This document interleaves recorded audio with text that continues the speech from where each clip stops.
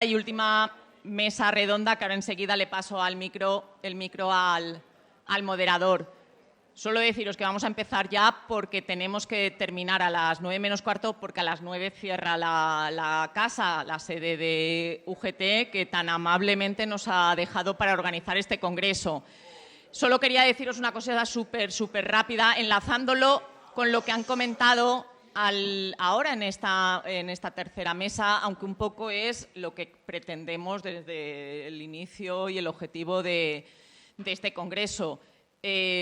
Tenemos una asociación, vamos a enviaros para que nos hagamos socios todos los que queramos la invitación al enlace de la asociación y a ver ese germen que estamos queriendo todos activar, pues efectivamente sí lo activamos. Y esto es, como hemos dicho muchos, un primer paso a muchos más que vamos a tener que dar. Ya está. Muchas gracias a todos por la asistencia. Gracias. Buenas tardes.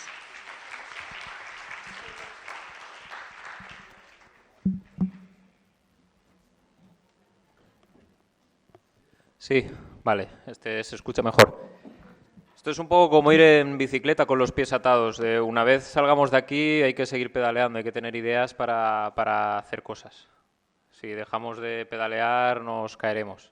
Yo espero que esto sirva para seguir haciendo conferencias, reuniones, tener distintas iniciativas.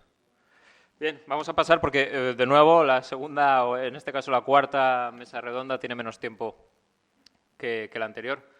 Aproximadamente contaremos, si cada uno de los contertulios tiene 15 minutos, contaremos con 15 minutos de debate también. Así que procedo a presentarlos. Enrique Galindo Fernández es el primero de nuestros ponentes. Es profesor de Filosofía en el Instituto Escultor José Luis Sánchez de Almansa, Albacete. Ha publicado diversos artículos en medios digitales e impresos, entre los que cabría mencionar La educación neoliberal, las estrategias y directrices de la OCDE y la UE, y Emociones capitalistas, la escuela de la ignorancia y la servidumbre voluntaria. Es coautor de libros como el ya varias veces citado Escuela y barbarie o La escuela vaciada, juntamente con Olga, aquí presente. Enrique nos hablará sobre el marco internacional en que se basan los nuevos currículums, haciendo referencia, por supuesto, al Fórum Económico Mundial y a la UNESCO. Vale. Es un tema sobre el que, bueno, es muy importante, lo hemos estado hablando hoy, responde al cui prodest, ¿no?, que decían los clásicos. Carlos Gallego Martí, por su parte, es doctor de lengua española, profesor de secundaria y también es profesor en la Universidad Politécnica de Valencia. Ha colaborado en la autoría de libros de texto de la ESO y tiene interesantes artículos sobre la necesidad de introducir la metalingüística y la reflexión gramatical en las clases de secundaria. ¿Vale? Muchos de estos artículos se pueden encontrar en Educación 3.0, la página web. Carlos nos hablará sobre la importancia de la experiencia docente a la hora de valorar leyes educativas, que es lo que estamos haciendo aquí, currículums, y adecuar nuestra práctica como docentes a esta normativa. Y también, y primeramente, al contexto del aula. Bien, una defensa de la diversidad metodológica que se supone que es lo que debería de haber en las aulas, o así nos lo enseñaron. Vale, ahora hemos quedado que iba Jacob, ¿no? Vale, perfecto. Pues sí, Jacob, nuestro tercer ponente, Jacob Guinot, es diplomado en Relaciones Laborales y licenciado en Ciencias del Trabajo. También es doctor en Organización de Empresas, premio extraordinario de doctorado. Trabaja como profesor titular en la Universidad Jaume I de Castellón desde el 2010. Es director del Grupo de Innovación Educativa sobre la Universidad del Conocimiento en la Universidad Jaume I. Sus trabajos académicos han estado publicados en revistas de alto impacto científico, como la International Journal of Sustainable Development and Planning o la Business and Society Review. Y también ha firmado artículos de opinión en diversos medios nacionales e internacionales. El tema que Jacob tratará versa sobre la relación entre universidad y mercado laboral, la relación entre las competencias que se tratan de impulsar también en la enseñanza postobligatoria y la preparación de nuestros jóvenes. ¿Vale? Así que tenemos una visión, por suerte, centrada en la universidad y desde la universidad. Y por último, Andrés Rivera Segarra es maestro de primaria, así también tenemos una visión de la educación primaria, especialista en educación física y tiene además el máster en traumatología en atención primaria por la Universidad de Almería. Es además monitor de natación, entrenador personal del American Council on Exercise y actualmente está, esto es verdad, estás cursando un grado de Geografía e Historia. Sí, sí. Ah, muy bien, bueno. Soy estudiante también, o sea que Sí, sí, si sí. quieres que tenga la perspectiva de estudiante también te la puedo dar. Bueno, bien. Bueno, yo soy de Geografía e Historia también. Sí, igual te doy un minuto más. Vale.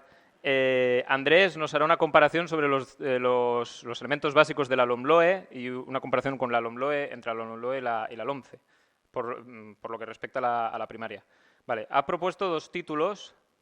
Hoy mismo me ha propuesto dos títulos. Vosotros quizás podéis juzgar cuando haya terminado cuál es el mejor para su intervención. Uno de los títulos es Los profesores no sois culpables y el segundo posible título es La ministra tiene un plan. Eso me ha dicho. Muy bien, pues sin más preámbulo, damos la palabra al primero de los ponentes, Enrique. Cuando quieras. ¿Se oye?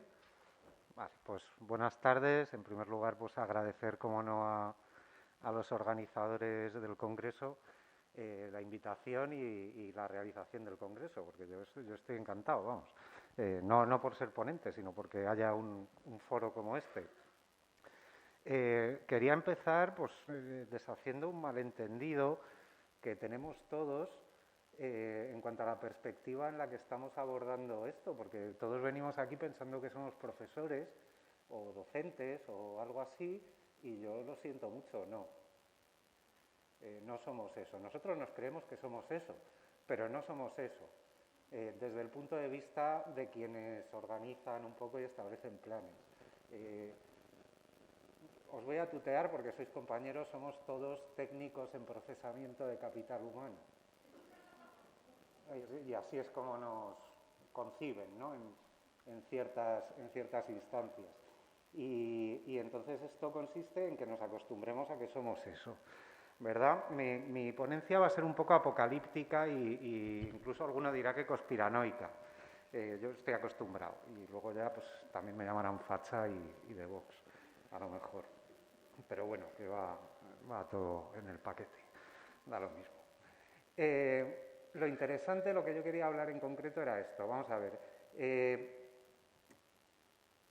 Desde el año 2015, desde que se hace la declaración de Incheon en el marco de la UNESCO, y eso va asociado también a los objetivos de desarrollo sostenible y los objetivos del milenio y la Agenda 2030 y demás, todos los organismos internacionales que tienen algo que decir de la educación, pues se pusieron manos a la obra a sacar documentos que más o menos iban estableciendo las líneas maestras. Normalmente se habla mucho de la OCDE y algo diré yo de la OCDE, pero voy a hablar de otros dos. En el marco de la UNESCO hay una institución que se llama la Oficina Internacional de Educación. Y ese organismo, pues a partir del año 2017 empezó a publicar una serie de documentos de carácter normativo, es decir, que querían establecer las líneas maestras de las políticas educativas a nivel mundial y además con carácter normativo, así lo dicen ellos, es decir, son la guía de referencia para todos los gobiernos a la hora de establecer las reformas curriculares, porque estamos en un proceso mundial, antes ha aludido Laura, creo, a ello, estamos en un proceso global de reforma educativa. Cada país lo va haciendo a sus ritmos y tal, pero el proceso es global. Y estos documentos marcan la línea global. Les voy a leer los títulos, porque vienen a cuento con esto del currículo. El primero de ellos se llama Reconceptualizar y reposicionar el currículo en el siglo XXI. Un cambio de paradigma global. Está clarísimo, ¿no? El siguiente documento, el número 2 de la serie, se llama Las competencias del futuro y el futuro del currículo. Y el tercero de ellos se llama Transformar la enseñanza, el aprendizaje y la evaluación para apoyar los currículos basados en competencias. Hablan de un cuarto documento que trataría el asunto de los ecosistemas educativos, pero yo no he sido capaz de encontrarlo. No sé si existe o si es una cosa que dijeron que iban a hacer y luego no hicieron. No sé cómo ha quedado eso. No he sido capaz. Si alguien lo encuentra, pues yo se lo agradeceré. Y al mismo tiempo, o más o menos en esos años, estamos hablando entre 2015 y 2018, son las fases de preparación también de la LOMLOE y tal, ¿no? En estos años, el Foro Económico Mundial también empezó a sacar una serie de documentos, algunos de ellos llamados Una nueva visión de la educación. Los primeros de estos hablaban de dos cosas que ya se han tocado aquí y que es interesante ver que eso viene de un programa educativo establecido en el Foro Económico Mundial. Uno era fomentar el aprendizaje emocional y las competencias emocionales en la educación, y el otro tenía que ver con el uso de las nuevas tecnologías en educación. Establecido ese marco, el propio Foro Económico Mundial saca otros documentos, les leo alguno, las competencias, título, vamos, las competencias como moneda de cambio del mercado laboral. Y otro, recualificar la fuerza de trabajo para la cuarta revolución industrial. Al final mi ponencia la ha resumido Octavio. Voy a hablar de las relaciones del sistema educativo con el sistema productivo y el asunto es que manda el sistema productivo y no se puede cambiar. Pues ya está, yo habría acabado, ¿no? Pero interesa ver estos documentos y además también le voy a hacer caso a Octavio que nos ha mandado a estudiar, pues estos documentos conviene que los docentes se los estudien porque dan muchas claves de lo que pasa, ¿no? A ver, ¿cómo define la Oficina Internacional de Educación que marca la línea educativa el currículo? Porque dan una nueva definición de currículo, que es el concepto de currículo que se quiere implantar globalmente, ¿no?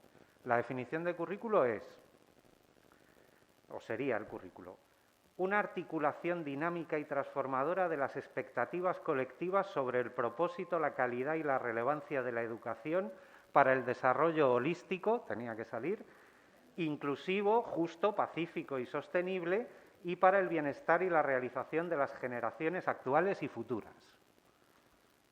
Suena genial, no ha dicho nada.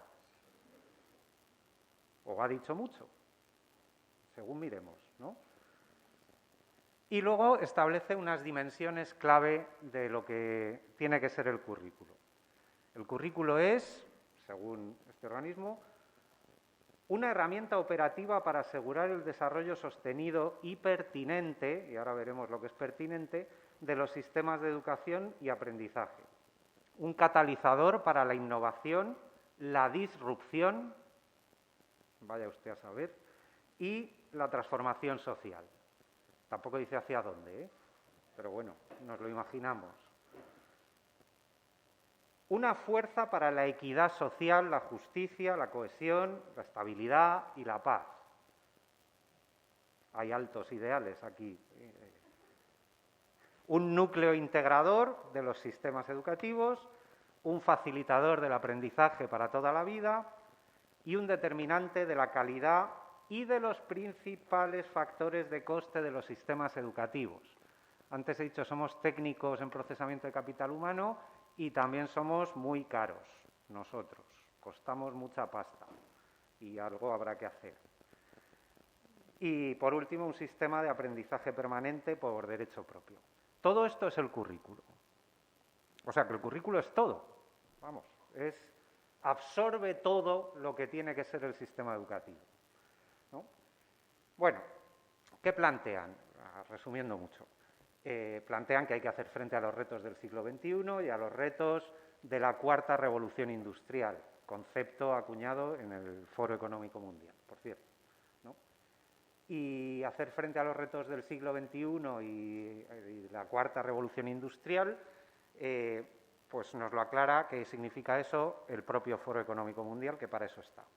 Según el Foro Económico Mundial, el asunto era que los sistemas educativos estaban fatal de lo suyo, porque seguían un modelo lineal. Es decir, seguían el modelo, tal y como lo dicen ellos, aprender, hacer, jubilarse. Eso se acabó. tenemos que ir a un modelo flexible, que es aprender, hacer, descansar, repetir. Descansar, entiéndanlo ustedes, ir al paro. No, eso tiene más historia, ¿no? Claro, y entonces los sistemas educativos se tienen que adaptar a eso porque las empresas, que son las que, digamos, están pidiendo actualizaciones del sistema educativo, requieren que se corrijan los desajustes en la oferta de competencias.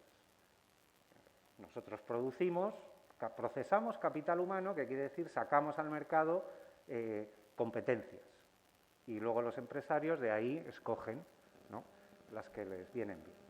Y siempre tienen un problema, que es que no hay desajustes, no se ajusta bien. Lo que nosotros les mandamos no se ajusta a sus necesidades. Y nos piden, por favor, y sin favor, que ajustemos lo que sacamos a lo que ellos necesitan.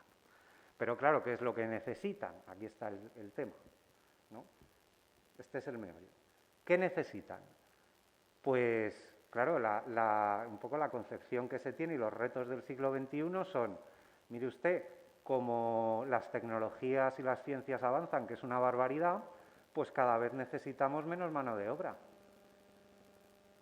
De hecho, en estimaciones que se habían hecho ya de antes, pero que se mantienen, se estima que con el 20% de la población activa a nivel mundial será suficiente para mantener en marcha el sistema productivo. Y entonces eso significa que el 80% de la población activa mundial sobra. Hombre, es que estamos en democracias avanzadas. No podemos hacer soluciones, no sé, soluciones imaginativas como en la Alemania de los años 30, pues no quedan bien, ¿no? Entonces hay que hacer otra cosa. ¿Qué hacemos con el 80% de mano de obra, de fuerza de trabajo que sobra desde el punto de vista económico? Pues como no solo cuenta el asunto económico, sino que también cuenta el asunto político, porque siempre aparece por ahí la cohesión social y el desarrollo personal, ¿no? Pues entonces hay que ajustar esa fuerza de trabajo a las nuevas condiciones. Las nuevas condiciones son que van a tener trabajos precarios, que van a tener trabajos de baja cualificación, porque es lo que más va a haber. Esto es el 80%, estoy hablando, ¿no? Que van a tener que estar permanentemente rotando de un trabajo a otro, ¿no?, en lo que haya, en lo que se ofrezca, y para eso no necesitan ningún tipo de formación sólida. ¿Qué necesitan? Competencias transversales, ¿no?, que les permitan, pues eso, ir adaptándose poco a poco a los cambios, ¿no?, tener un mínimo manejo de artefactos tecnológicos, eso es la alfabetización digital, y mantener un estado de salud mental aceptable. Ser resilientes, porque van a venir muchas disrupciones del mercado, ¿no?, y tendrán que acostumbrarse. Ser proactivos, porque tendrán que pasarse buena parte de su tiempo buscando trabajo o descansando, según el Foro Económico Mundial, pero bueno, buscando trabajo, evidentemente, ¿no? Y entonces los currículos se diseñan con toda esta teoría, con toda esta concepción detrás, esto a nivel global. Y entonces nos da las claves de por qué son como son, y esto efectivamente no es una cuestión de que el PSOE no sé qué, o que el PP no sé cuánto. Esto es una cuestión de que lo haría quien estuviera. Da igual, ¿no? ¿Qué harían? ¿O qué hacen? ¿O qué nos encontramos? De esto supongo que hablarán ya más en concreto mis compañeros de mesa, pero por ir terminando, claro, los saberes básicos, que antes llamábamos contenidos, son una excusa. Si se fijan en la estructura de los currículos, los saberes básicos figuran ahí como una excusa.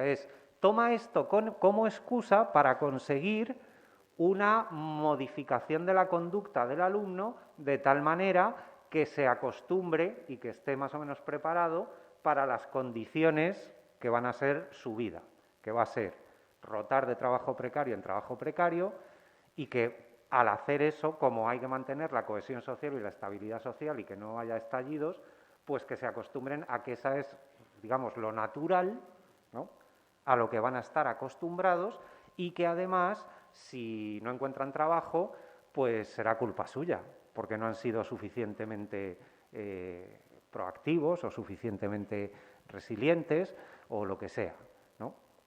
Por ahí van los tiros.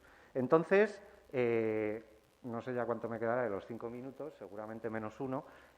Por acabar, yo resumiría, digamos, la lógica que está detrás de los nuevos currículos y que será la que va a haber, porque esas son las exigencias del sistema productivo, parafraseando como si esto fuera la cruzada contra los albigenses, pero en lugar de eso es la cruzada contra el conocimiento. El eslogan de los nuevos currículos es aprobadlos a todos y que el mercado escoja los suyos. Gracias.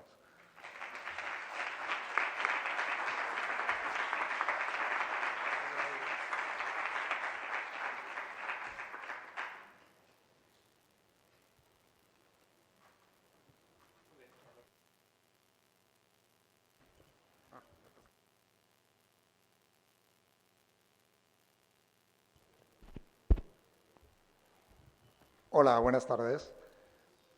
Bueno, voy a cumplir en primer lugar con los agradecimientos. Nobleza obliga. Muchas gracias a la Asociación OCRE y a todas las entidades que han hecho posible este encuentro que, bueno, en mi opinión es muy importante. Antes comentábamos la necesidad de empezar a dar visibilidad al malestar que sentimos muchos docentes por la deriva educativa, que no es nueva, pero que esta ley ahonda, yo creo, supone una vuelta de tuerca en una dinámica que ya venía colonizando un poco los centros y el debate, ¿no? Comentaba esta mañana Andreu Navarra que, bueno, que él no habla de basura curricular. Pues me va a tocar a mí coger las bolsas y sacarlas al contenedor. Yo sí voy a hablar de basura curricular. Había pensado, lo que pasa es que lo voy a abreviar, había pensado dividir mi comunicación en dos bloques. En el primero quería hablar de la experiencia, del lugar que ocupa la experiencia, porque yo creo que eso es lo que legitima un congreso como este, un congreso de expertos, etimológicamente de aquellos que tenemos experiencia en el aula. Frente, por ejemplo, al congreso que se celebró en esta misma ciudad la semana pasada, de personas sin duda más conocidas, pero sin duda, en mi opinión, mucho menos relevantes, al menos por lo que respecta a nuestros alumnos. Nosotros somos mucho más relevantes los que estamos aquí hoy. Es cierto que hay pocos debates más autorreferenciales que este, ¿no?, que el debate educativo. Yo me pregunto prácticamente todos los días si lo estoy haciendo bien, si mis concepciones sobre la educación, sobre lo que yo creo que debe ser el profesor que se merecen mis alumnos, si son las correctas. Y confieso que a veces me siento inseguro, porque yo hablo con otros colegas y otros colegas, bueno, pues no piensan como yo y abrazan, por ejemplo, este nuevo currículum con entusiasmo. Y esto obviamente nos tiene que generar, bueno, pues al menos una cierta inseguridad. Nos tenemos que preguntar sobre esto. ¿Quién tiene razón? Para solucionarlo, yo suelo recurrir a las experiencias colectivas. Es decir, si esta no es solo mi propia percepción y resulta que tengo otro grupo de colegas que piensa como yo, probablemente yo no esté tan equivocado. Pero desde el lado contrario, resulta que hay las mismas experiencias colectivas y otros grupos que piensan exactamente de manera distinta, ¿no? Entonces, al final, uno entra en una especie de callejón sin salida. A mí me ocurre eso. Y creo que es uno de los motivos por los que un profesor joven, cuando empieza en esto, abraza, por ejemplo, estas corrientes pseudocientíficas que han comentado antes magistralmente mis compañeros. A mí un día me hablaron hace muchos años de Ken Robinson, una compañera en el instituto, y me mostró un vídeo y yo dije, s'aparegut la mare de Déu, ya está, todo solucionado, está aquí, se acabó. Bueno, yo estaba equivocadísimo. Antes, cuando me han presentado, han comentado que he escrito libros para la ESO, libros de texto de mi especialidad, lengua castellana, y hoy no los escribiría, no repetiría esos libros de texto. Hoy no los volvería a escribir con el enfoque que aquellos libros tenían. Y quiero ser sincero, hoy rechazaría el proyecto, pero en aquel momento no lo rechacé. Bueno, estaba pues, seguramente en otra etapa de mi vida y era bastante más ingenuo, yo creo. Mi experiencia me dice que yo cada año enseño menos. Eso es lo que me dice mi experiencia. No sé si habéis hecho... Os voy a tutear, si me lo permitís, porque sois colegas. A mí me fastidia profundamente que me llamen profe fuera de mis colegas o de mis alumnos. Porque cuando se utiliza la palabra profe, se hace con condescendencia. Cuando estos profes de Antena 3 y no sé qué, y el gran profe y el premio al profe tal...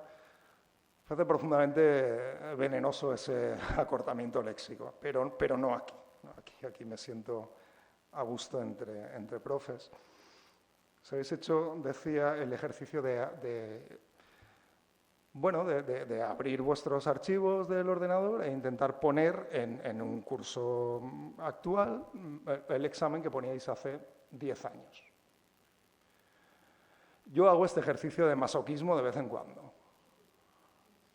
Y por eso estoy hoy aquí. Y por eso me caí del guindo y por eso no quiero volver a hablar o no quiero volver a ver nunca un vídeo de Ken Robinson y de toda esta gente, ¿no? Mi experiencia es que los alumnos excelentes siguen siendo excelentes. Y a esos alumnos les podrías poner una escoba, darles clase y serían excelentes. Mi experiencia me dice que los alumnos disruptivos siguen siendo disruptivos y que probablemente haya un problema de base que la escuela no está solucionando. Otra cosa es si la escuela lo debe solucionar, ese es otro debate, y no voy a entrar en él, porque yo creo que no debemos perder la perspectiva de qué debe ser la institución académica. No entro ahí.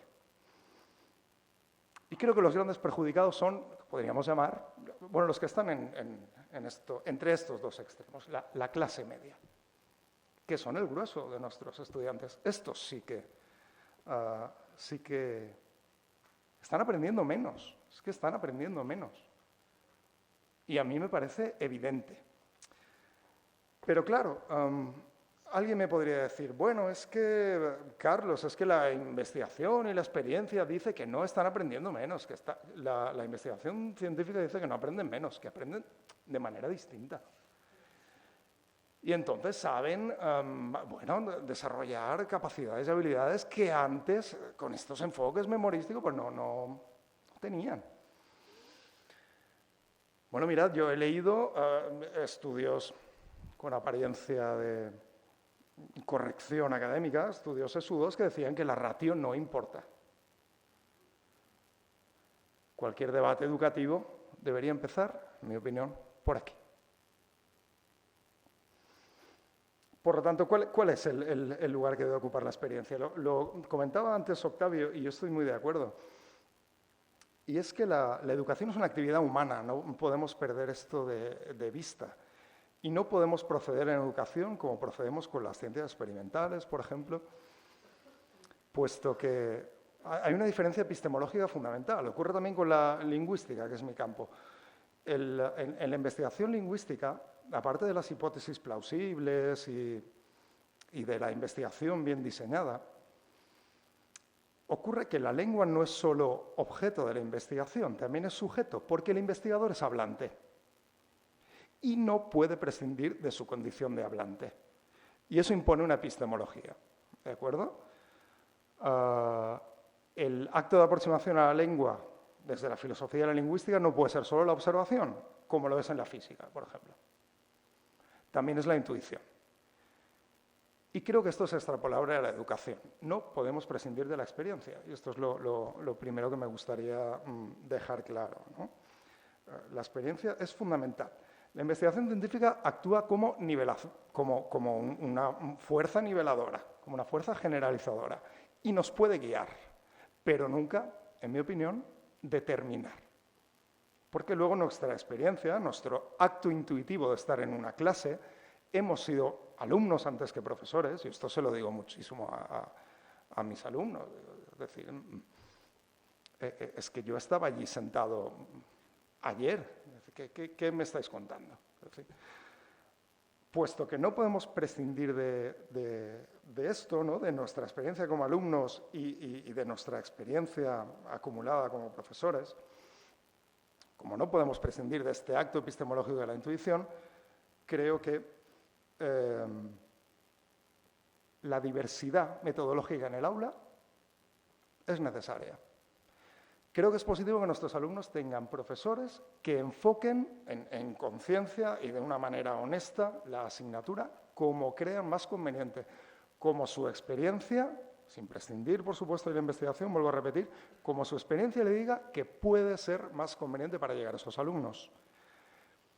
¿Cuál es el problema de esta ley? El problema de esta ley es que expulsa a un tipo de profesor, en mi opinión. Expulsa al tipo de profesor que yo soy. De manera que yo voy a enseñar en fraude de ley. Voy a enseñar en fraude de ley. Y lo voy a asumir, claro, obviamente. Y esto me parece terrible. Que un compañero esté convencido de que para esa clase en concreto, en un centro en concreto, en un barrio en concreto, el aprendizaje por proyectos es lo necesario, a mí me parece estupendo. Muy bien, adelante. Pero no que se imponga. Y si seguimos la ley, no podemos, por menos de reconocer que debemos trabajar desde un enfoque absolutamente competencial, por proyectos, etcétera, etcétera, porque ese es el espíritu de la ley. Por lo tanto, yo no quepo en esta ley. Esta es la primera parte de mi comunicación y ahora quería concretar todo esto en algunos aspectos del currículum. Voy a comentar aquellos que considero más relevantes. Es del currículum de lengua castellana, pero creo que se pueden hacer extensibles, estoy seguro, al resto de asignaturas. Cuando yo escribía cuando empecé a investigar y escribía mi tesis doctoral, yo le enviaba capítulos a mi director y utilizaba grandes palabras. Popper hablaba de la moda de las grandes palabras. Yo utilizaba grandes palabras porque creía que así estaba diciendo más cosas. Y mi director de tesis me devolvía aquellos primeros capítulos terribles con las anotaciones y me ponía esto. Él empleaba mucho esta expresión. Me ponía junto al capítulo o párrafo bufa de pato, me ponía. Eso es bufa de pato. Bufa de pato es grandes palabras que no tenían nada detrás. Era humo. Y efectivamente lo era, por supuesto. Pero yo creía que estaba... Bueno, yo estaba deslumbrando a Chomsky y a Coserio en aquellos primeros capítulos, claro. Yo había inventado la lingüística ahí. En mi opinión, este currículum es bufa de pato. Voy a leer algunos aspectos y voy a ser muy, muy rápido porque ya me he extendido mucho más de lo que quería. El currículum dibuja un marco moral y sentimental, no un marco conceptual. Y voy a leer algunos ejemplos. Habla de perfil de salida del alumno. No se me ocurre nada más fabril que hablar de perfil de salida del alumno. Entrenar al alumnado en retos de la sociedad del 21, cosas que ya se han comentado por aquí. Poner las prácticas comunicativas al servicio de. Esto es el currículum de lengua castellana. Poner las prácticas comunicativas al servicio de. Utilizar un lenguaje no discriminatorio. A mí como lingüista esto me interesa muchísimo. ¿Qué es esto de un lenguaje no discriminatorio? Porque el currículum obviamente ahí no entra. Y me interesa mucho desde el punto de vista científico, porque claro, si yo entro, como entro en clase todas las mañanas y digo, buenos días chicos, la he cagado. Claro. Pero es que miren, es que yo soy lingüista y yo puedo argumentar esto desde un punto de vista científico. Da igual, no importa. No importa. Bien, erradicar los abusos de poder a través de la palabra es un imperativo ético. Erradicar los abusos. Es que, claro, la educación lingüística, la sintaxis, pongamos por caso, debe ayudar a forjar relaciones interpersonales basadas en la empatía y el respeto.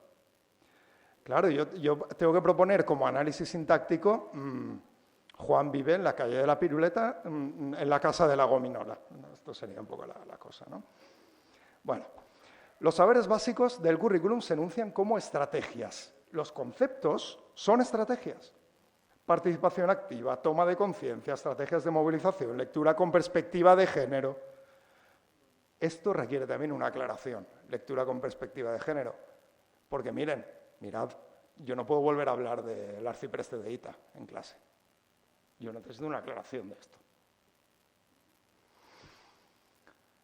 Bueno, invita al autoaprendizaje, a la construcción guiada. El currículum está absolutamente sobredimensionado. Y uno lo que esperaba de una ley es que acabara con esa sobredimensión que veníamos arrastrando, ¿no? Es decir, en el currículum está todo otra vez.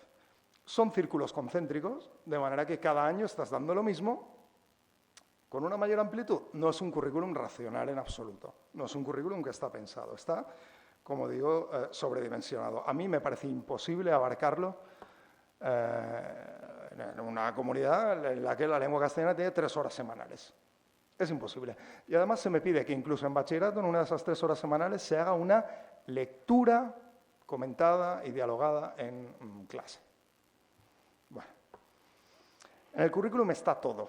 Si uno atiende a la letra, uno no puede decir, el currículum acaba con la sintaxis. Voy a acabar ya, ¿eh? El currículum acaba con la sintaxis. Mentira, la sintaxis está. En el currículum no hay reflexión metalingüística. Mentira, la reflexión metalingüística está. Pero ¿cuál es el lugar relativo que ocupa, digamos, los conceptos de fuste de mi asignatura en este currículum? El lugar relativo es marginal. Marginal. Esto es como... me voy a autocitar porque se me ocurrió en Twitter y esto es como si tú vas al supermercado y al salir dices, he comprado verdura, fruta y pasta y alimentos procesados, y entonces como he comprado un poco de todo, tengo una alimentación equilibrada. Pero luego resulta que el carro está hasta arriba de pizzas congeladas y hay una pera, una zanahoria y una lechuga o una sardina, me da lo mismo. ¿Está todo en el currículum? Sí, pero ¿qué lugar ocupa en el currículum? Bueno, pues el fuste de la asignatura ocupa un lugar marginal. Y luego, y acabo ya, a propósito de lo que estaba comentando Enrique, esta ley no prohíbe la repetición, obviamente, pero el espíritu de la ley, la inercia que crea esta ley, supone en la práctica, yo creo, la promoción automática. Es decir, con criterios de evaluación como valora, respeta, ¿cómo se puede suspender a alguien? Estaba comentando Enrique justo mientras nos sentábamos en la mesa. Es decir, este alumno no tiene ni puñetera idea de qué era la comedia nueva, por ejemplo.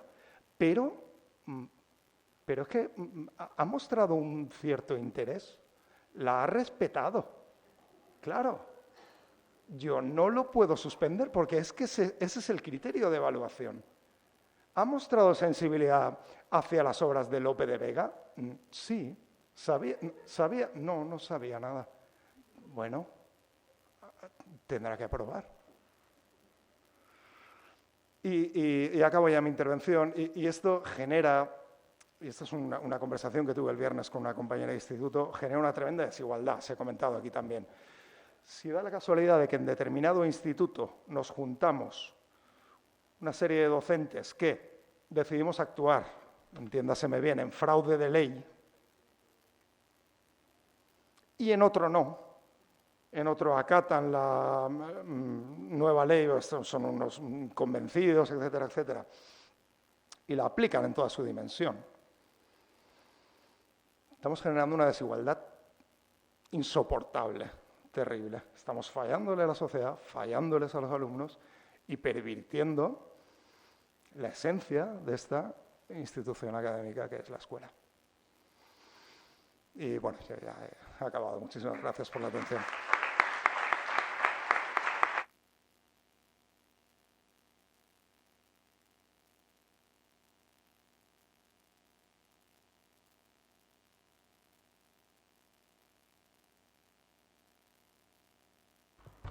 ¿Se oye? Vale, sí. Vale, bueno, primero de todo agradecer a la Asociación OCRE la invitación. Creo que está bien, ¿no? Bueno, soy profesor de la universidad desde hace 10 años. Creo que está bien que haya algún representante de la universidad aquí explicando un poco cuál es la problemática, aunque yo vengo aquí escuchando todo el día y la problemática viene a ser lo mismo, o el análisis, por lo menos, que hacemos aquí se podría trasladar a la universidad, creo, bajo mi punto de vista, que es prácticamente el mismo, ¿no? Los mismos problemas. Aquí, bueno, yo quiero hacer un poco un repaso, ¿no? de cómo quizás la universidad también ahora se basa también en un modelo, como estamos aquí repitiendo, un modelo basado en el desarrollo de competencias, ¿no? Entonces, esto, bueno, surge sobre todo a partir del Plan Bolonia, ¿no? Espacio Europeo de Educación Superior, donde se dice que un poco se busca que la gente aprenda cosas de forma mucho más práctica, ¿no? Con metodologías mucho más participativas o mucho más activas. Y a partir de ahí se empieza a generar todo el modelo, ¿no? de competencias. Esto también va enlazado con lo que se llama ahora de la sociedad del conocimiento, lo cual para mí es un poco una contradicción, hablar de desarrollo de competencias y sociedad del conocimiento, cuando precisamente el desarrollo de competencias lo que vemos es que aparta muchos conocimientos, ¿no?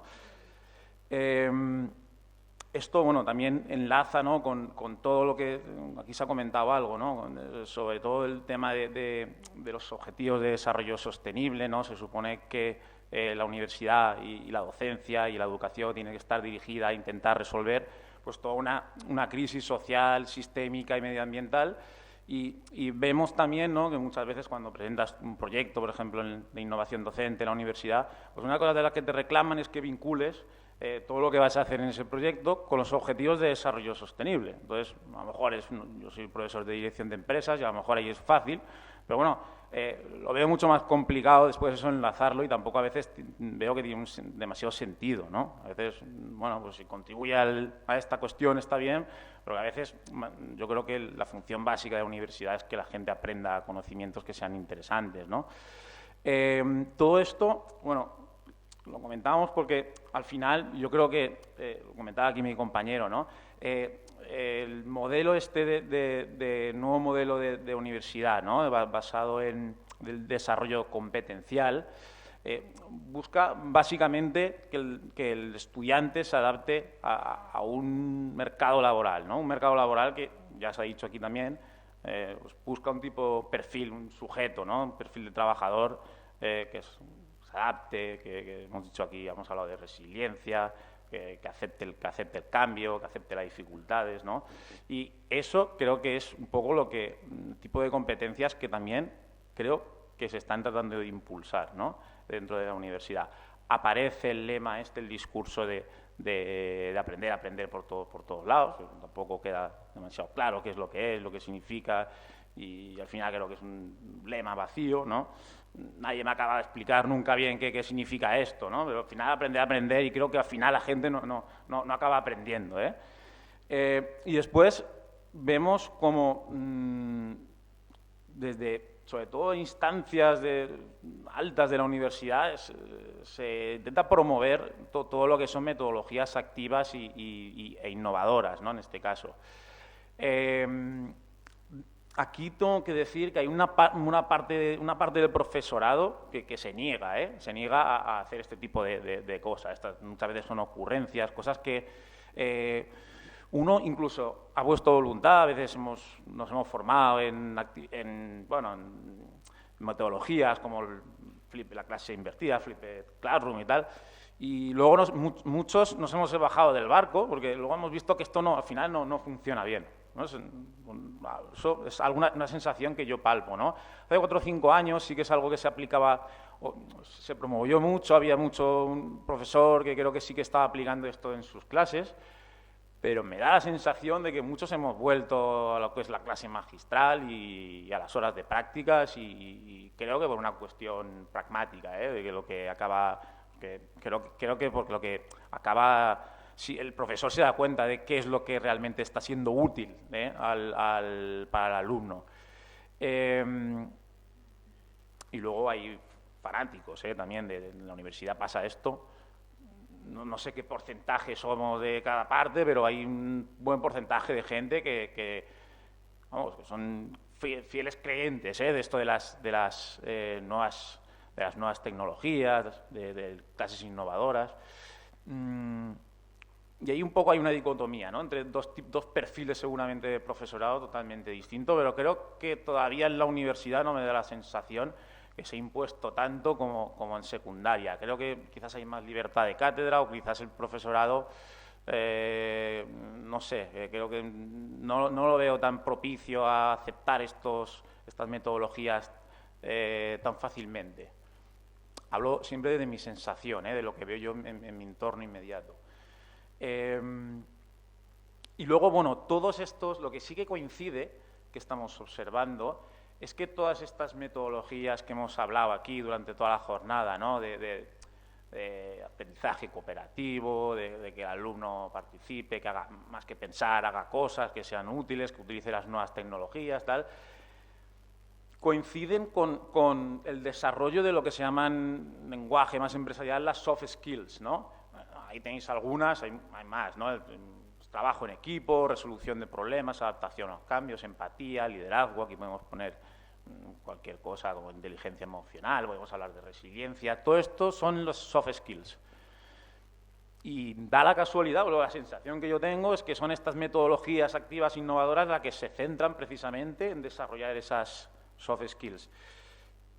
Creo que, por tanto, ahora la universidad, esto que hablamos, universidad del conocimiento, no es tanto, sino es una universidad de las competencias, y que creo que está puesto como prioridad suministrar esa mano de obra, ¿no? Una cadena, hablo ahí de una especie de cadena, donde al final la empresa ofrece un producto a las empresas en forma de trabajador, ¿no? Que es el alumno formado en este tipo de competencias, Entonces nosotros, aquí, bueno, en algunas hemos estado trabajando un poco planteando haciendo un análisis quizá de los modelo anterior que hemos tenido de universidad, quizás a lo mejor hasta años 80, 90, no sé, donde un poco se buscaba, que es el primer modelo que podéis ver ahí, que es la universidad de la enseñanza, hemos llamado. Entonces ahí aprender era un poco... Había clases magistrales, el profesor casi era el único protagonista, ¿no? No había había sobre todo un saber más de tipo teórico. Creo que la participación del alumno ahí era bastante reducida, ¿no? Y se trataba muchas veces todo centrado en el profesor, ¿no? Y quizás ahí el alumno no tenía un rol más pasivo. Creo que nos hemos ido al otro extremo ahora, con esto del Plan Bolonia, y ahora aprender es hacer. Esto es la sensación que tenemos, ¿no? Todo se tiene que trasladar en hacer ciertas cuestiones, ¿no? Dentro del aula, trabajar en equipo, aprender a comunicar, ser líder de ese equipo, y este tipo de cosas, ¿no? Con lo cual, el profesor ahí casi que no tiene que transferir poco conocimiento, sino es más bien que el alumno una serie de teorías las sepa poner más o menos en práctica, ¿no? Y el profesor simplemente a lo mejor está supervisando, ¿no? Que esos grupos de trabajo, ese alumno siga más o menos los procedimientos, ¿no? Que tengan que hacer. Y luego todo el tema de la gestión emocional, ¿no? Y este tipo de cuestiones que ya se han repetido aquí, ¿no? hemos dicho. Creo que eso es donde estamos ahora más o menos situado la universidad, por lo menos lo que intenta, ya digo, desde arriba, viene un poco ese relato y lo que hay que hacer también un poco por las normativas, ¿no? Que vienen surgiendo. Y nosotros hemos apostado, o intentamos apostar, que creo que podemos hacer un híbrido y hablar de verdad de la universidad del conocimiento, ¿no? Orientado a realmente aprender conocimientos, sean más teóricos o cuestiones más prácticas, sean más o menos útiles. Aprender es saber de verdad conocer tu profesión, conociendo las cuestiones fundamentales, no solamente conociendo las cuestiones cuando hay que aplicarlas. Creemos en una relación, no el profesor siempre en una posición de jerarquía, pero siempre desde un trato más o menos directo, ¿no? Y creo que el alumno ahí también es importante que esas clases que sean expositivas sean también participativas. Y creo que esto es lo de sentido común, ¿no? Y luego el uso de las TICs, que el uso de las TICs creo que también hay un abuso en cuanto a en la universidad, ¿no? En el espacio universitario, en cuanto a aplicar esto de los Cahoots, y esto también ha llegado desgraciadamente, pues ha llegado también a la universidad. Bueno, por lo menos en primero lo he visto yo esto. Y, bueno, creemos que está bien que se utilicen pues, los dispositivos móviles y tal, pero siempre que tenga un sentido útil, ¿no? Y es verdad que es mucho más fácil trabajarlo, ¿no? con adultos, pero bueno, también es verdad que ellos al final muchas veces se pierden con dispositivos móviles y tal. Creo que es importante que ellos trabajen con ello, pero en un momento determinado, también con el control del profesor y buscando siempre que sea realmente necesario, ¿no? Con eso queremos decir que al final también que el alumno también desarrolle eso que llamamos pensamiento crítico, ¿no? De que se cuestione las cosas, no simplemente trasladarle una serie de ideas y tal, sino que realmente reflexione sobre por qué están transmitiendo esos conocimientos y entrando en profundidad, ¿no? en cada uno de ellos. Cuestión que es fácil de decir, pero pues difícil de trabajar, ¿no? a nivel educativo.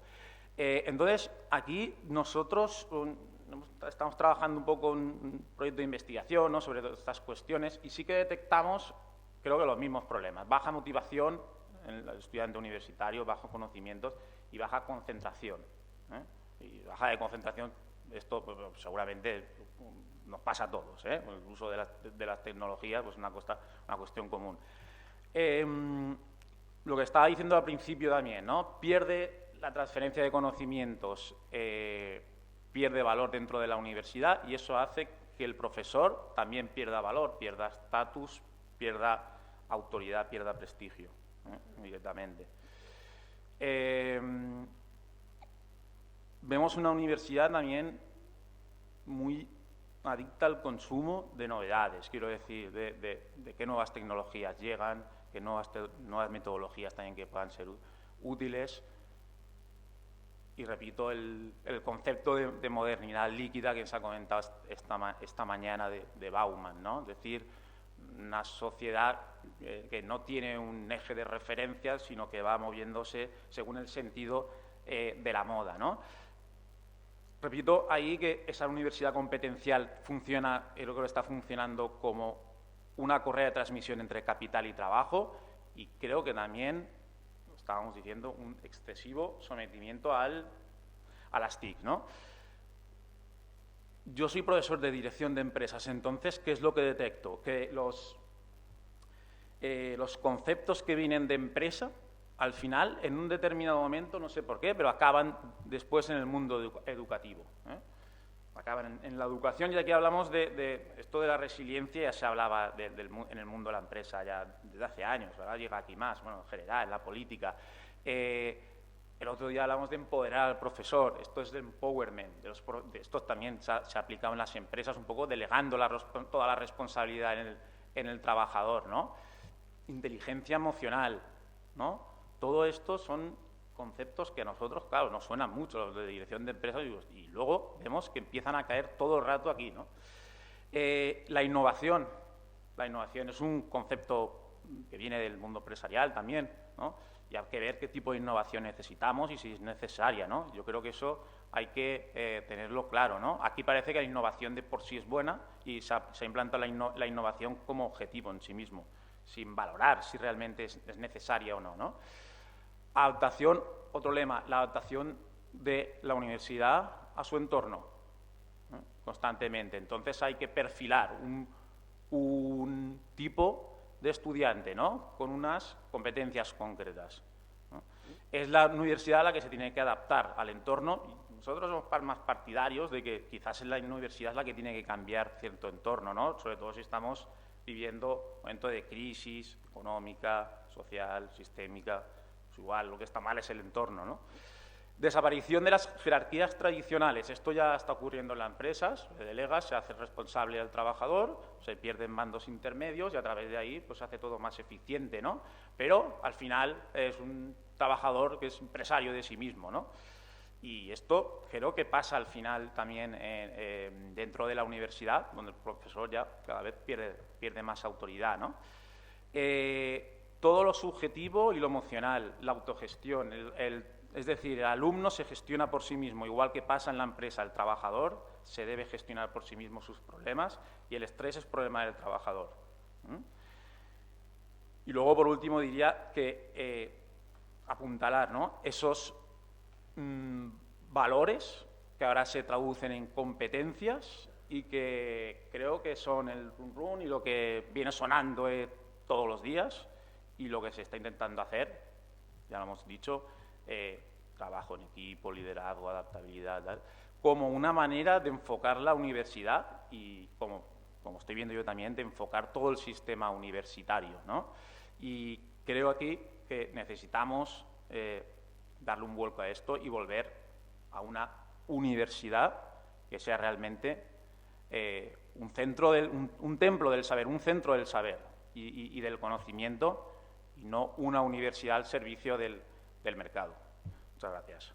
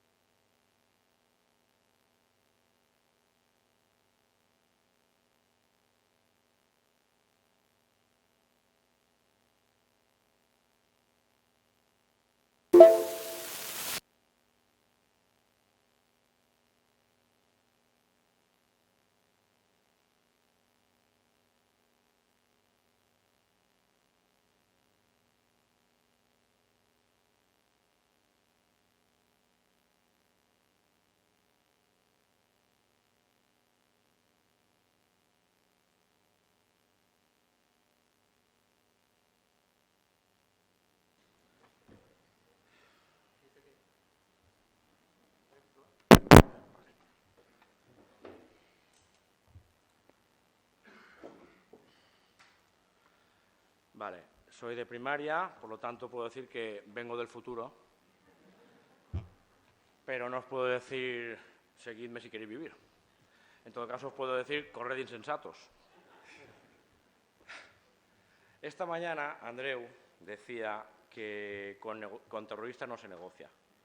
Estoy de acuerdo. Pero también hay otra frase no menos cierta y no menos sabia, que es que conoce a tu enemigo. Entonces, yo me puse a hacer los deberes, en plan aplicado, y me puse a leerme la LOMLOE. Y como algunos de vosotros ya sabéis, resulta... Mira, mola, ¿ves? Lo de poner el dedo mola, ¿verdad? Mira qué puntero. ¿Has visto?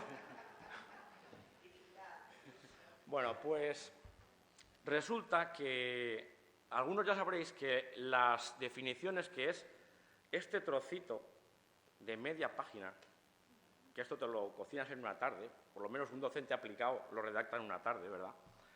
Pues cuando salió, se filtró el borrador, esto estaba en blanco. Claro, y se supone que las definiciones es la parte nuclear, la parte troncal de la ley. Pues no estaban. Fantásticamente no estaban. Pero es que, claro, cuando ya las sacan yo estaba deseando, digo, bueno, competencias, por fin voy a saber lo que son las competencias. Porque, claro, es que me choca que en todo el día no se haya dicho.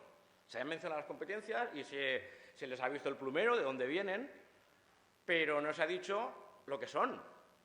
Y este es un gran problema, porque hay un misticismo con las competencias clave, ¿verdad? Entonces, no, pero es que es un je ne sais quoi, ¿verdad? Un saber hacer, no, pero contenidos no, contenidos yo. No, eso no, yo no doy contenidos, yo doy competencias. ¿Verdad? Que suena prestigiado.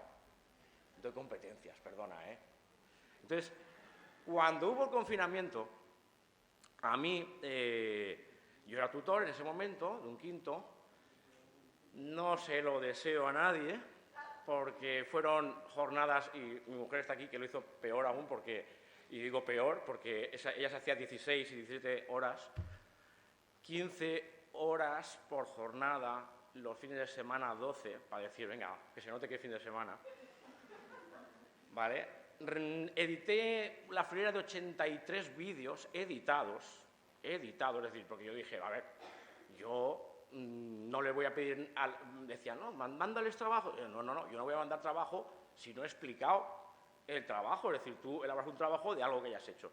Por lo tanto, me pegué la currada. Cuando llega junio dicen, bueno, ahora ya los tutores descansan. Y ahora van a encargarse, los especialistas os relevan y van a trabajar por competencias. Primera actividad competencial. Sácate una foto y mándasela al profe tal, que vamos a hacer un collage. Y digo, ¿qué competencias se trabaja con esto? Dice, ¿todas? ¿Todas? Digo, ¿pero qué es sacarse una foto y mandarla? Que en todo caso lo que hay es una vulneración de la ley porque está mandando una imagen suya. O sea, bueno, pues ya os acabo de describir primaria.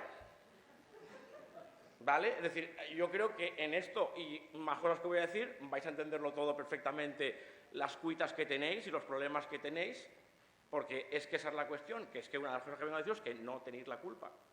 Porque una cosa que está pasando mucho es que se asume que el adolescente que os llega es el proceso natural de ser adolescente. No le interesa porque es adolescente. Y yo, desde mi perspectiva, os puedo decir que es mentira. A los nenes les encanta aprender, pero les encanta. Es decir, que llegan a casa y les dan la matraca con lo que han aprendido en clase. Mamá, que Andrés nos ha hablado de los romanos. ¿Tú sabes lo que hacía la espada de los romanos? Que eso te la metías y te sacaba las tripas fuera. Bueno, esa parte he tenido que suavizarla un poco luego porque dices, cuéntame lo que sepa los romanos. Y el gladius está ahí omnipresente, ahí toda la casquería y tal, ¿no?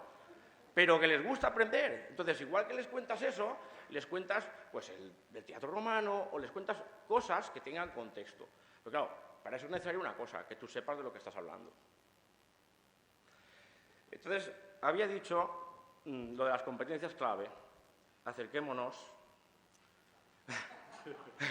al tema y vemos que de una manera elegante, o quizás no tanto, escurren el bulto para decirnos lo que son. O sea, dices, yo deseando, o sea, digo, venga, va, ahora, ¿no? Y dice, como podéis ver, desempeños que se consideran imprescindibles para que el alumno pueda progresar con garantías de éxito en su itinerario formativo y afrontar los principales retos del siglo XXI, globales y locales. Lo del siglo XXI veréis que sale varias veces en la ley cuando la leáis. Las competencias claves aparecen recogidas en el perfil de salida. Ay, ¿no me lo dices? No me dices lo que son. El perfil de salida del alumno al término de enseñanza básica y son la adaptación al sistema educativo español de las competencias clave, digo ya, ahora, establecidas en la recomendación del Consejo de la Unión Europea de 22 de mayo de 2018. Y yo, como soy un chico aplicado, que no soy perezoso, voy y me busco la recomendación del Consejo de la Unión Europea. Después de 6 páginas de consideraciones, y esto es muy importante, y esto es el futuro y tal, llegas a la definición. Y la definición te dice, son una combinación de conocimientos, capacidades y actitudes. Es decir, que la comparación con las leyes anteriores ya la ha hecho. Es decir, hemos vuelto a la LOCSE. Con la única diferencia que mientras la LOCSE te lo diferenciaba esas 3 cosas, tú a partir de ahora, cuando redactes, tienes que compostar ahí las 3 cosas, ¿no? Conocimientos, las capacidades, todo en un mismo redactado, ¿no? Pero ya está, es decir, es lo mismo, es decir, solamente que ahora condensado en un concepto. Es decir, que si vosotros seguís explicando, apréndete la geografía de España, apréndete es legítimo, no os pueden decir que lo estáis haciendo mal, decís, estoy trabajando en las competencias. ¿Sí? Es cierto, es así, las competencias son eso. Es decir, que no os llegue, porque es un fenómeno que nos ocurre muchísimo en primaria, esta ensoñación que mucha gente se hace, ¿verdad? Y que se convierte en la profecía autocumplida. O sea, luego está la ley y te dicen, la ley dice que tenemos que darle más voz a los padres. Y dices, ¿dónde lo dice? Porque no lo dice. Si ya tienen más voz, o sea, a mí a veces hay, según qué padre, porque hay padres que son encantadores, pero según qué padre te puede amargar la vida. Y además impunemente, porque primaria, bueno. Entonces, esto por un lado. Y luego se ha dicho varias veces lo de la resiliencia y acostumbrarlos a que lo que va a venir y tal. O sea, decidme, porque este es el de primaria, ¿vale? O sea, este es el de primaria. Y este es el consolidado, la legislación consolidada. Entonces vas al anexo que te habla de esto del perfil de salida, que efectivamente suena a troquelado, porque dices tú, tanta atención a la diversidad para troquelar gente, perfil de salida. O sea, lo que tú dices, Fabril, es que justo, yo tenía también ese adjetivo en la cabeza. Entonces, vas y entre los objetivos que tienen que tener, al término, repito, de la etapa de primaria, ahí lo tenéis. Con el cursor lo indico, ¿eh? Aceptar la incertidumbre como una oportunidad para articular respuestas más creativas, aprendiendo a manejar la ansiedad que puede llevar aparejada. Esto para niños de 11 años. Que si el nene nos ha convencido, tú le dices, bueno, pero tienes que sentirte parte de un proyecto colectivo. ¿Veis? Míralo de esa manera, ¿no? Y luego, además, que siempre tienes la oportunidad de seguir aprendiendo a lo largo de la vida. Es decir, así que ten el finiquito y vete a la calle, ¿no? Claro, o sea, si eso no es educar al nene para acostumbrarse, o sea, que te lo diga como objetivo de final, de etapa, esto, el perfil de salida es esto, esta poca vergüenza. O sea, escrito aquí. Entonces, resulta que todo esto es totalmente cierto. Y hoy, en las ponencias anteriores, y lo que hemos hablado de la conspiración, a ver, es que no tenéis que imaginar unos tíos puestos con una capucha negra, ¿no?, que se reúnen en una isla con volcán, preferiblemente, ¿no?, y dentro de una cueva, ¿no?, pues en torno a una mesa redonda u oval, en su defecto, y digan, bueno, ¿cómo conspiramos contra el mundo? No funciona así. O sea, la OCDE, si veis lo que es la OCDE y en qué consiste la OCDE, es en trazar directrices de futuro. Es que es lo que es la OCDE. Entonces, esta mañana ya se ha dicho, las competencias emanan de la OCDE y lo acabamos de leer ahí. Pero es que además, si vamos a la primerísima página, también nos está hablando del diseño universal de aprendizaje. Diseño, plan O sea, a ver, que es que falta que os cojamos así y decir que es un plan, a ver, que... No puede ser. ¿Cómo va a ser la gente que... ¿Cómo va a haber ahí una componenda para...? Pero si es que te lo están diciendo a la cara. Es decir, hay un diseño, evidentemente, no es una gente malévola, de hecho, seguramente estarán pensando que hacen el bien. Y voy a deciros el bien en qué consiste también. Bueno, aquí ya me meto en el terreno de mi propia conjetura, lo voy a decir así, pero la OCDE se ha nombrado. ¿Quién estaba en la OCDE al principio de fundarse la OCDE en el año 61? Pues este señor, Thorkild Christensen, que ahondemos aquí en cómo lo califica, bueno, la Wikipedia, perdón por quizá la falta de rigor, pero daos cuenta que dice, político danés, ministro de Finanzas, profesor de Economía Nacional y futurista. O sea, es que os digo que es que o sea, falta que os cojan y digan, pero, que es un plan. Y no, hombre, que soy un tío racional, ¿cómo va a ser un plan? Y dice futurista. Vamos ahora a ver, ¿futurista de qué, no? Porque puede ser, yo qué sé.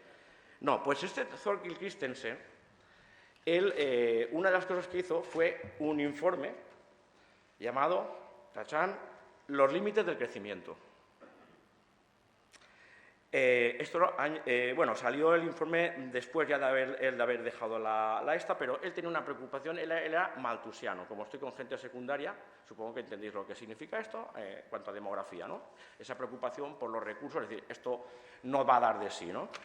Y esto, este hombre, fíjate si era futurista, que cuando todavía era la revolución verde, es decir, cuando la agricultura estaba alcanzando unas cotas de productividad nunca vistas, pues él ya se adelanta, o sea, futurista.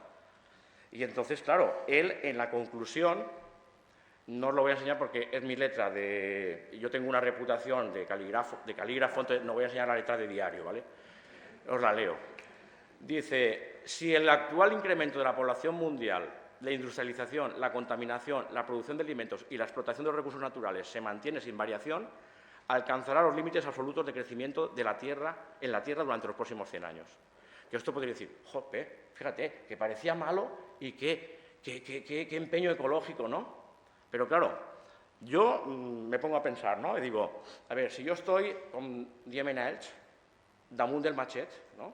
Si yo tengo la sartén por el mango y tengo que plantearme recortar, yo haría la siguiente conjetura. Diría, a ver, ¿qué nos ha llevado a esta situación? Porque, vamos a ver, empezamos el siglo XIX en el antiguo régimen, cuando realmente no había problema de combustibles porque era la fuerza humana y la fuerza animal, me quitan los molinos de viento y los molinos de agua, y fíjate si era sostenible, ¿vale? Entramos en el siglo... Sí, lo tengo aquí. Entramos de esa manera y salimos con jornada laboral de 8 horas, con derechos laborales, con un nivel de vida nunca antes visto, y esta gente que dirá, oye, es que esto es debido a la educación, que ahora es el factor diferencial que ha permitido llegar a esta condición, la educación. Así que si yo fuese ellos, ¿por dónde recortaría? Por la educación. Porque ¿qué quiero? Quiero recortar a la gente en el estado de bienestar, que es lo que no es sostenible, porque lo que no quiero recortar es los dividendos que me llevo con el consumo.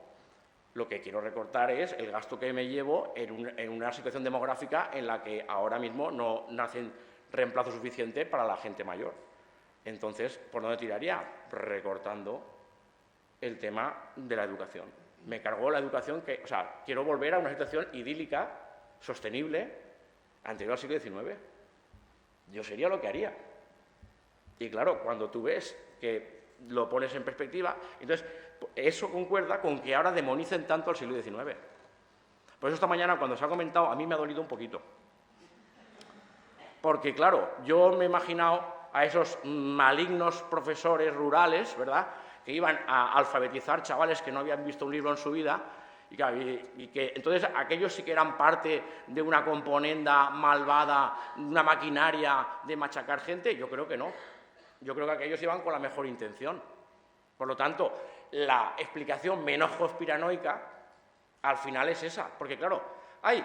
¿Qué? Te vas al tendero, voy a coger un ejemplo del amigo Javier Panadero que no ha podido estar aquí. Dice, si el tendero te engaña una vez, bueno, se equivoca a su favor, y dice, ¡ay, qué fallo!, ¿no? Se equivoca otra a su favor, ¡ay, qué fallo! Pero claro, cuando ya se equivoca siempre y siempre es a su favor, es que no se está equivocando. ¿De acuerdo? Entonces, última cosa para terminar. En primaria está perdida, o sea, siendo derrotista lo voy a decir así. Es decir, en primaria el pensamiento neopedagógico es hegemónico hasta el punto que es el único que se ve.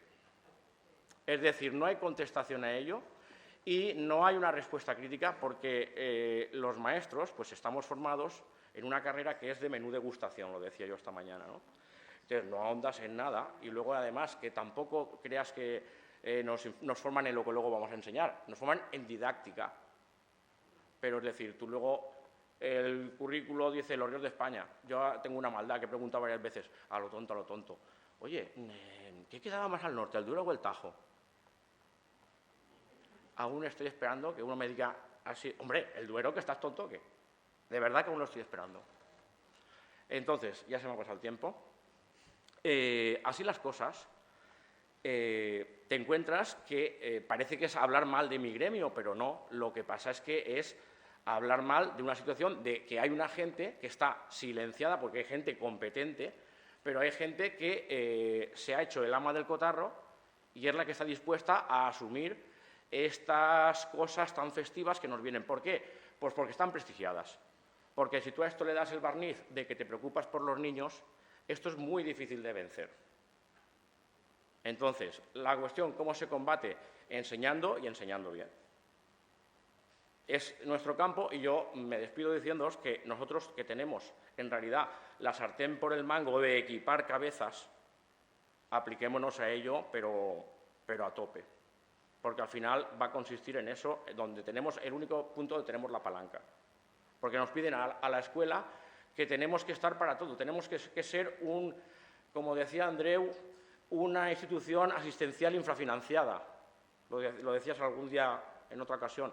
Entonces, si no podemos enseñar, ¿cómo vamos a poder luego cambiar el mundo o las circunstancias vitales de unos niños que la circunstancia que tengan en casa tú no la puedes cambiar? Nuestra palanca es enseñar y a ello es a lo que nos tenemos que aplicar. Y para terminar, bueno, a ver, había dicho antes que lo de la reputación y tal, ¿no? Pues ahora podéis aplaudir. Muchas gracias.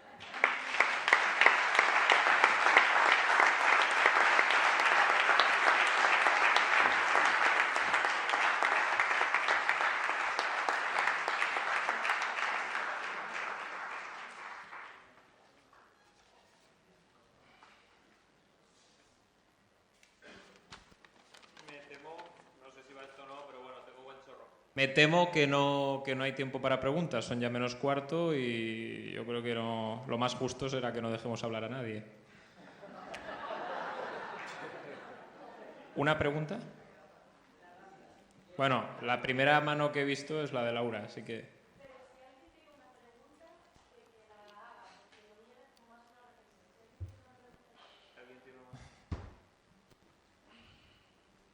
Parece que no, Laura. Este micro que va... Titos.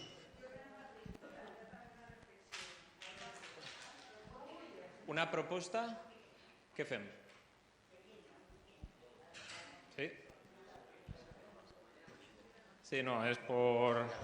Yo me estaría aquí hasta las 12. Bueno, aparte de felicitar por los organizadores y organizadoras, etcétera, y con todos nosotros, creo que ha sido muy rico, pero mi propuesta es que la próxima vez, las últimas horas o las últimas 2 horas sean de debate, conclusión y propuestas, que salgamos aquí con deberes para hacer. Propuestas de distintos tipos, de distintas tal, pero que a partir de toda la discusión, primero que haya un espacio para discutir más, no solamente los ponentes, sino que podamos hablar mucha más gente. Y segundo, que se salga aquí con alguna conclusión y con algunas propuestas. Ya.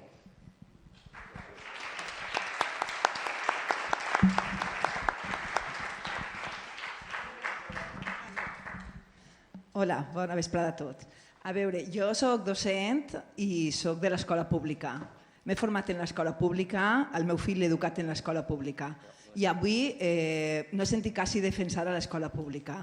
És cert que hi ha hagut algun company que ha dit que l'objectiu del currículum és aproveu-los a tots i el mercat els elegirà, em negue completament a participar d'això, igual que tots. Però l'escola pública, els que treballem a l'escola pública, ho paguem encara més, perquè a l'escola pública ens arriba una gent que potser l'escola concertada o privada no vol i se la lleva de damunt. I, desgraciadament, l'escola pública l'hem de defensar tots els que treballem en ella. I després, per últim... Espera't, un segon.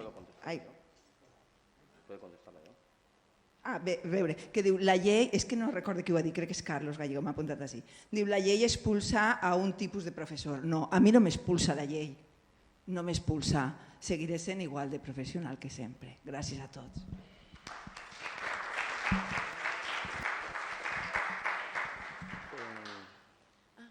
Bueno, muy rápido.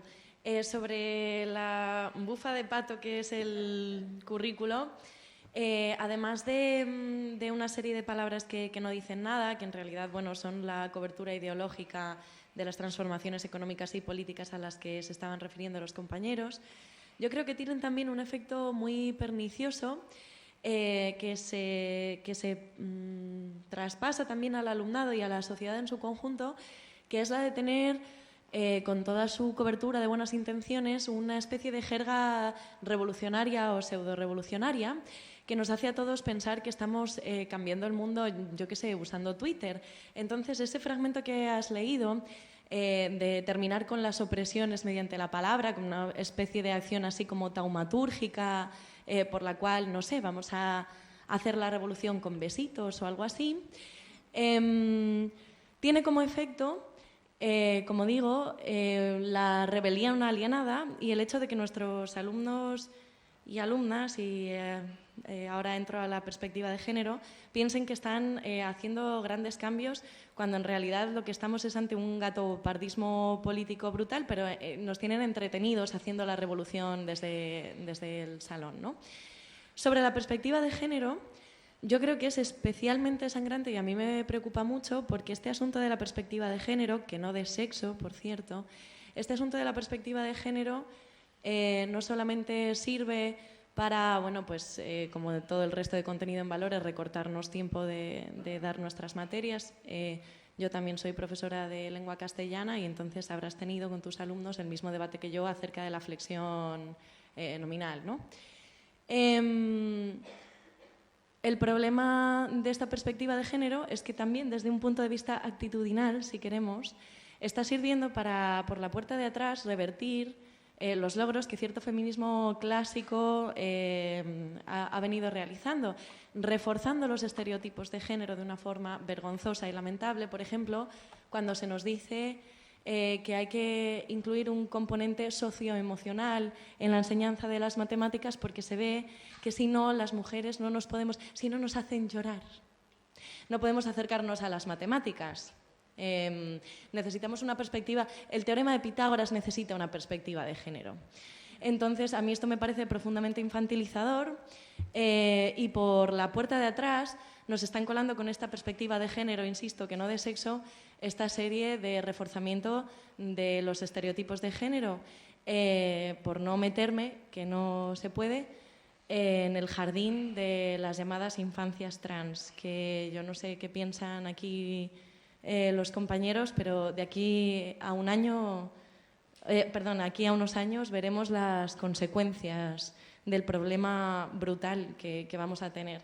Entonces, solamente, efectivamente es palabrería vacía, pero que cuando se introduce fabrilmente en la constelación ideológica de adolescentes puede tener este tipo de consecuencias.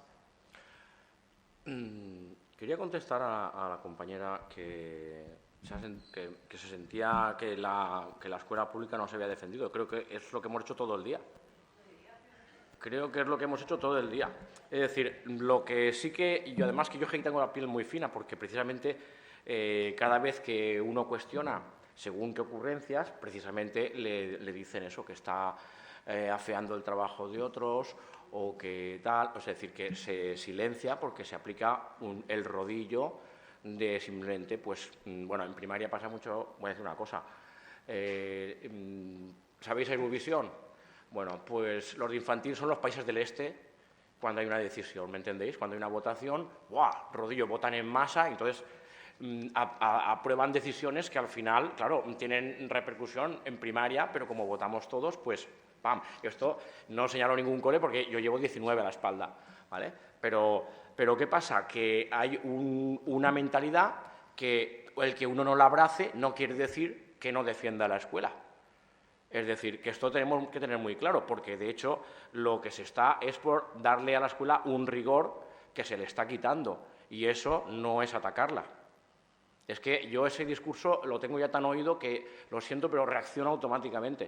Es decir, hay que evitar esa falacia, porque es una falacia, de decir, ay, no, es que si señalas los fallos, entonces no hacemos una crítica.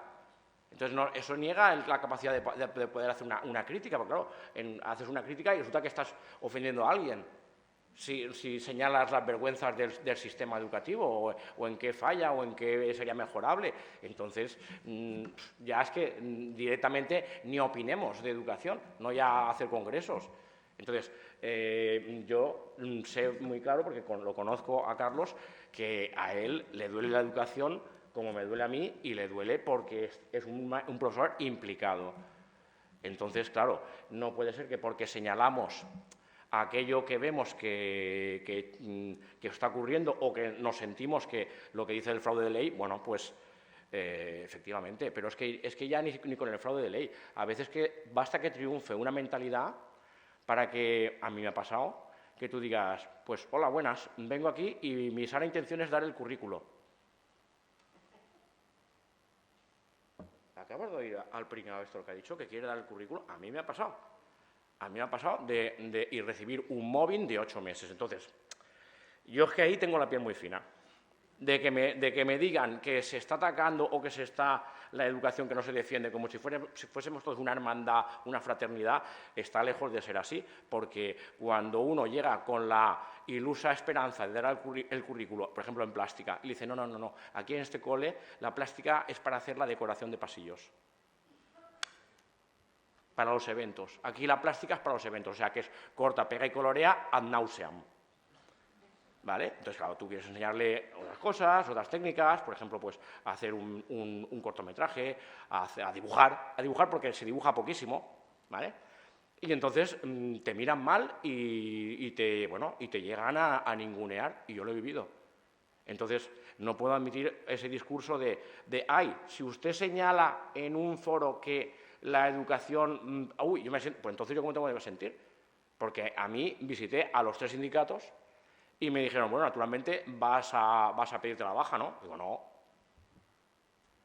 Digo, será que soy chulo o que soy un inconsciente, pero voy a aguantar los 8 meses. Y mi mujer sabe lo que aguanté. Y mi mujer lloró lo que no lloré yo. Entonces, eso yo te digo ahora mismo, soy enemigo acérrimo de esa mentalidad, porque es una mentalidad que es irracional y demoniza automáticamente al que no la secunda. ¿Por qué? Porque se arroga una bondad. Es decir, parte de un posicionamiento de decir, nosotros somos el bien y los demás son los profesaurios. Y yo eso lo siento, pero ya es un planteamiento que automáticamente es excluyente, porque una cosa que tiene la neuropedagogía es que se define por oposición al otro que además sobre lo cual se hace un relato. Se me ha olvidado traerme mi libro de tercero, de GB, de esa época en la que todo era memorizar. Y iba a proponeros, si me hubiera acordado traerlo, decir, decid un número, una página, cualquiera del libro, y buscábamos a ver si había un solo ejercicio que fuera, no ya memorizar, sino el mecanicismo este que tienen a los chavales, que es, di qué partes tiene el sistema respiratorio. Y el nene hace, en la página adyacente, no tiene ni que pasar página, El pulmón tiene las siguientes partes, ¿verdad?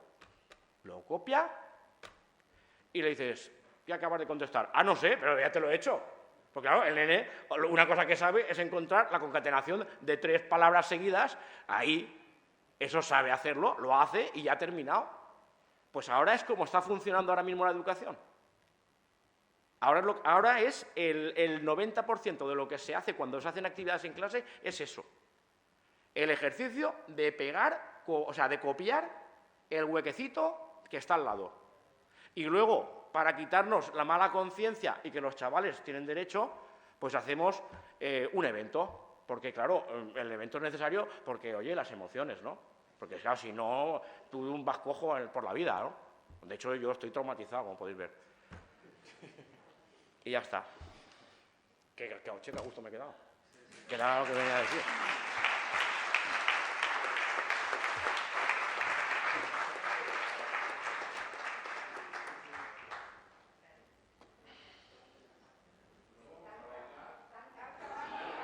Vale.